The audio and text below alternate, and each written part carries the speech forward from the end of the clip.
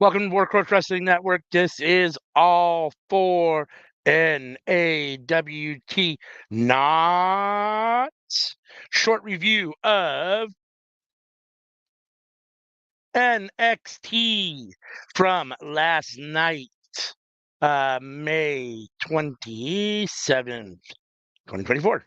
It kicked off with a video package of Wesley before he was hurt, winning the title, then vacating the title, being and then ultimately it was a backstage clip of him being back. They showed pictures of his surgery in the video, working out to come back. He returned last week.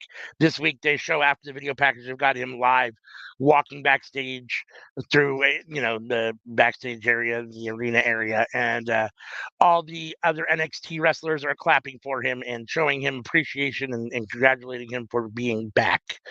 Then he is live in the ring for his first official match back against the Man of Mayhem, Josh Briggs.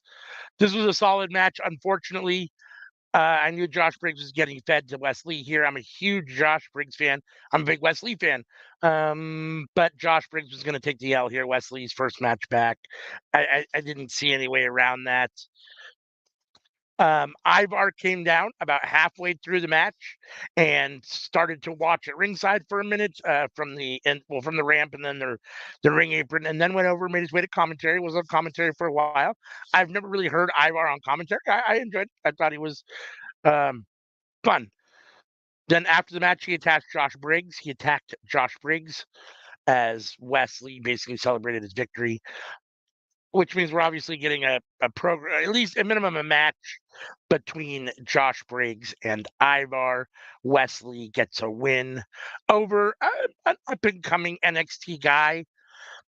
Josh Briggs, this match happened because Wesley had to vacate his title, felt like he deserved an immediate title shot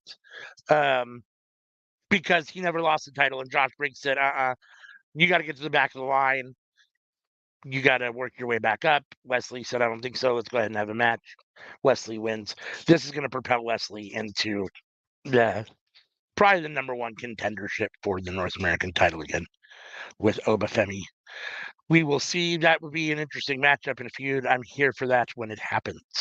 Then we had a video package of Roxanne Perez and Chelsea Green arriving separately earlier in the day, as they have a title match for the NXT Women's Championship. Chelsea Green has come down from the main roster and has a title match with Roxanne Perez. Let's see. Sorry, let me get minutes. Let's see. Then we're backstage with Kalani Jordan, who's talking about how Fallon Henley has changed. Fallon Henley comes in. They talk some shit. They have a little back and forth. I'm not, here for either of it. It is what it is. Okay.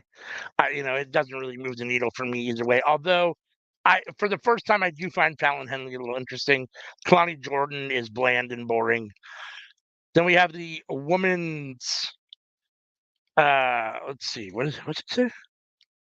Oh, Combine. They're having a reoccurring theme on this week's NXT is the women's Combine. They are creating the new women's North American Championship, and in order to get to a winner ultimately, or the first holder of that belt, they're going to have a 12-woman tournament. However, to pick those 12 women, they decided to have 20 women participate in a combine, literally like an NFL or athletic combine, where you go and you show how high you can jump, how fast you can run, how many reps you can do with this and that and sort of stuff, how fast is your shuttle, all those kind of things. So this was reoccurring throughout. I think there were 3 overall video packages of this. The combine was dumb. I don't care for it at all.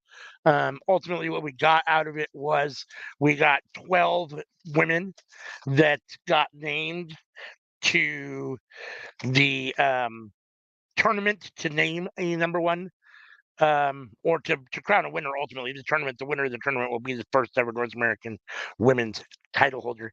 The 12 names are Sol Ruka, Tia Hale, Jada Parker, Brinley Reese, Michin, Fallon Henley, Lash Legend, Ivy Nile, Dizzy Dane, Kalani Jordan, Tatum Paxley, and Ren Sinclair. Qualifying matches all start next week. So there were 3 packages for that. Let's see. Then we had Tyson and Tyreek versus Dempsey and Miles Bourne of the No Quarter Catch crew. There was as both teams came down to the ring, Tony D people, his consigliere, came down and stood next to the ring announcer and said told him there'll be no ref for this match. There was no refs available, so they were announcing a special ref of Stacks. Lorenzo Stacks comes down and is the special guest referee. Obviously, he is there to fuck over Dempsey and Bourne as they have this ongoing feud, No Quarter Catch crew with the D'Angelo family. So the Stacks is slow counting when D'Angelo or when the No Quarter Catch crew is getting the count, going for the pin. They're fast counting when Tyson and or Tyreek has the pin. Ultimately, the D'Angelo family. Let's see. I forgot here. Let's see. Let's see. Oh, Charlie gets mad because Stacks gives a slow count. He pushes Stacks. Stacks punches him. He falls over. And then ultimately they roll him up. I think it's Tyreek rolls him up for the pin, rolls Dempsey up for the pin, and the D'Angelo family helps Tyson and Tyreek get the win over No Quarter Catch crew. At the end, you can see the D'Angelo family, Tony D, shaking his head on the ring ramp as Stacks has made his way back to them. They were waiting for him, and Tyreek and Tyson are kind of celebrating, half in and half out of the ring as they're climbing out. So it was an interesting spot. We have this ongoing feud between the No Quarter Catch crew and the D'Angelo family, which I enjoy. I think it works well. I like the way that they did this little segment. I enjoyed it a lot. Then we got Roxanne Perez again we got Roxanne Perez backstage for her promo against Chelsea Green tonight. Solid promo. Roxanne's, a decent promo. She's not great, but she's solid.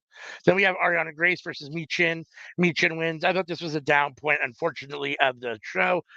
Even though I enjoy Michin, this match just doesn't really hold any water. It doesn't really mean anything. So she got the win quickly, and it is what it is. Then we have a Trick backstage. He's walking because he's going to be coming through, or he's going to be coming up on Supernova Sessions, which will be the next segment. Metaphor is in the ring. He wants to know what's in the envelope that Lash Legend has. So he comes down to let's see, Metaphor. Metaphors in the ring with their Supernova Challenge. He comes into the ring. He wants to know what's in the envelope. What's in the envelope is a picture of Trick pinning Noam Dar a while ago, but Noam Dar's foot is under the rope. And so Noam Dar says to him, the win over me that you felt gave you all the confidence to catapult you to where you're at now is a lie. It should have been called. My foot was under the rope. You've gotten here by mistake. You don't deserve to be here, blah, blah, blah. Trying to basically undermine Trick Williams and all those things. And he basically wants that. Noam Dar wants that title.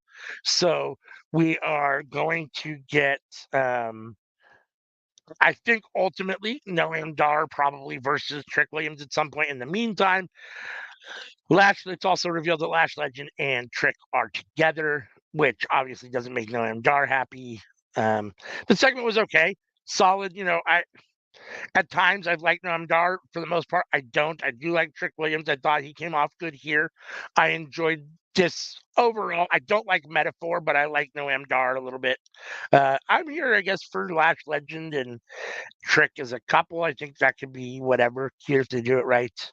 Um, yeah, I mean, it's not horrible. Let's see. Then we get another combine video package. Uh, we get Fallon Henley versus Kalani Jordan next. This is Fallon Henley gets the win. She is very aggressive here. The heel turn for her is at least making her interesting. Hyper aggressive, aggressive for her, very aggressive for her in this match. Heel antics, all those kinds of things. She gets the win here in a match that doesn't really mean much. Uh, no quarter catch crews backstage after what happened earlier, and Charlie Dempsey's talking, and he says if the D'Angelo family wants a shot at the Heritage Cup or at the no quarter catch crew, we are here. We want to smoke. Yada yada yada yada yada. I thought he came across all right. He does still need more work. Uh,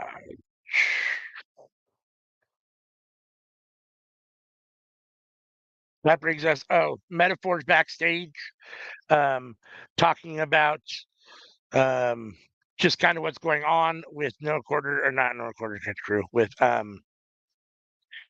Trick Williams and Javon Evans shows up and he talks some shit to Noam Dar. Noam Dar says you're in the same boat with those guys. You can go. You're in the same boat as Trick Williams. We don't care about you. You're blah blah blah blah blah, and basically just kind of talks down to him. Uh, you know, again, Noam Dar's good, solid segment. I thought it was okay. I like Javon Evans. He's definitely very athletic and fun to watch. I think he's got a bright future, and I look forward to it. Then we have the main event between Roxanne Perez and Chelsea Green. Roxanne Perez gets the win in her first title defense. I'm a little disappointed that um, what you call Chelsea Green gets fed to Roxanne Perez here. I knew that Roxanne Perez was going to win. Chelsea Green, she just won that title. Chelsea Green, and it's a disservice. To say that I don't like to say anyone deserves anything, but Chelsea Green, I feel like, has earned over her independent run, over her WWE time, TNA time. At least a real valid shot. And this wasn't that because it's so soon in Roxanne's second, third NXT run, I believe, as NXT champion, which makes it even more whatever that Chelsea Green should have a real opportunity at it sometime. But I knew it wasn't going to happen here. It's just too soon. After Chelsea Green loses that match, we get the D'Angelo family out in the parking lot attacking and kidnapping Miles Bourne and Damon Kemp and driving off with them. Charlie Dempsey. The last thing you see is Charlie Dempsey coming out of the building holding the title, the Heritage Cup. Just the Heritage Cup, just the cup, I think, and looking bewildered because the other members of the No Quarter Catch crew are gone, and there's a black SUV basically taking off. That is how NXT ended this week. Sorry again for all the ums. I'm trying to read from some notes, so sorry for some pause delays there. I'm trying to make a better effort to be more prepared for you guys as we do this, as we do these short reviews, so that um, I'm simply more prepared. Um, in the meantime, thanks for joining me again here on this NXT review. All for naught NXT review. And until next time.